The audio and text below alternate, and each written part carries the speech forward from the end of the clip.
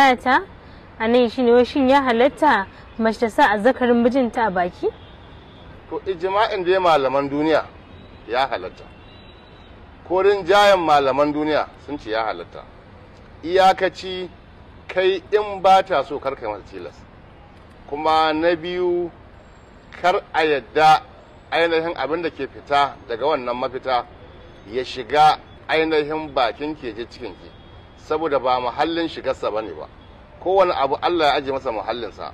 Fitsari da mani da mazi Allah bai kaddara su shiga jikin ɗan adam ta baki wasu masa amfani, tunda bai kaddara haka ba in sun shiga za su iya bashi cuta.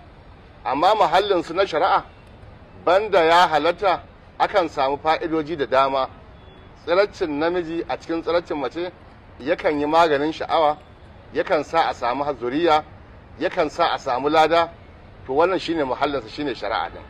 Wancan kuma da ba shari'a bane ba, to ba a je hududin da za a yi maka, tunda alqur'ani yace nisa'ukum harsul lakum fatu harsukum annashi'tum, matan ku gonakin ku ne, ta ko ina za ka iya shiga gonarka in banda shari'in da shari'a ta hana gurin fitar bayan gida. Saboda haka halacci da ya halatta, in ka ce haramun ne to sai ka ba da aya da ta haramta ko hadisin annabi sallallahu alaihi wasallam da ya haramta. Amma mai halattawa mai haramtawa shine Allah. To ya ba da umarni sake, matarka za ka ji daɗi da ita ko ita ina, ita ma za ta ji daɗi da kai ko ta ina, banda kafa ɗaya. Ita ce shari'a ta yi magana, alkur'ani ya yi magana, hadisin annabi rahama ya yi magana. Amma da ko ina, ko a kunnanta ko a bakinta ko a ma duk wata kafa ko a hammata, duk inda ka ga dama, musulunci bai maka iyaka ba. Wallahu a'lam. Wannan kuma